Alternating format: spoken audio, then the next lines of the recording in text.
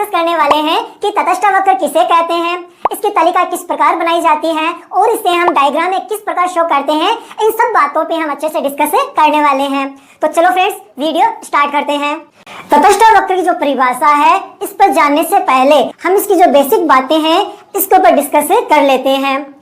Friends, हम जो वस्तु सेवाओं का उपभोग करते हैं, क्यों करते हैं? क्योंकि हमारी आवश्यकताएं होती हैं। हमें जिस प्रकार की वस्तु की आवश्यकता होती है, उन वस्तुओं का यूज करके हम अपनी आवश्यकताओं को संतुष्ट करते हैं। पता है कि जब हमारी आवश्यकताएं संतुष्ट हो जाती है तो हमें किसकी प्राप्ति होती है? संतुष्टि की। आज हम जितनी भी वस्तु सेवाओं का यूज करते हैं, हम अपनी संतुष्टि को प्राप्त करने के लिए इन सभी चीजों का यूज करते हैं। और जिस वस्तु की जितनी अधिक इकाई का उपभोग करते हैं हम, उतनी हमारी संतुष्टि बढ़ती जाती है।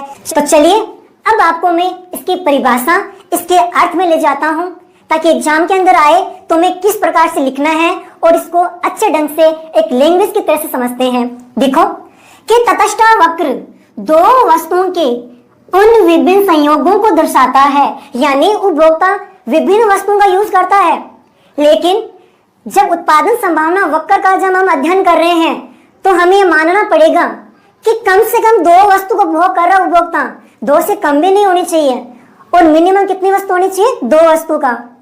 तो तटस्थ वक्र क्या बताता है? दो वस्तुओं के विभिन्न संयोग को दर्शाता है, जहां उपभोक्ता को समान संतुष्टि प्राप्त होती है। दो वस्तुओं की ऐसी इकाई का उपभोग कर रहा है जहां पर उपभोक्ता को समान संतुष्टि मिल रही है। दो वस्तु कोई भी हो सकती है, आइसक्रीम कचौरी, आइसक्रीम समोसा, सेव बनाना, कोई भी दो वस्तु हो सकती है।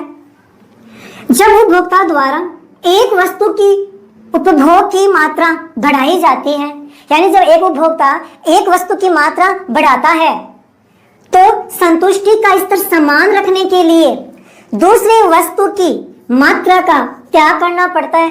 अभी हमने एग्जांपल लिया था, यदि हम आइसक्रीम की मात्रा बढ़ाएंगे तो संतुष्टि का स्तर चेंज हो जाएगा, इसलिए हमारा वहां पे उदासीनता वक्र या तटस्थ वक्र काम नहीं आएगा। अब यह कह रहा है कि एक वस्तु की मात्रा बढ़ाएंगे तो हमें दूसरी वस्तु की मात्रा का त्याग करना पड़ेगा, क्योंकि हमें संतुष्टि का स्तर क्या रखना है? समान। तभी तो हमारे ये तटस्थ वक्र कहलाएगा। तटस्थ वक्र मूल बिंदु से हमेशा क्या होता है? उन्नतोदर होता है, यानी कि तटस्थ वक्र को हम उदासीनता वक्र भी कह सकते हैं। अब यह कहता है कि जब उपभोक्ता द्वारा दो वस्तु का यूज किया जाता है, तो जब वह एक वस्तु की मात्रा बढ़ाता है और समान संतुष्टि के स्तर पर रहना चाहेगा, तो दूसरी वस्तु की मात्रा का क्या करना पड़ेगा। आई होप आपको अच्छे से समझ आया होगा। तो फ्रेंड्स, मिलते अगली वीडियो के अंदर। Thank you.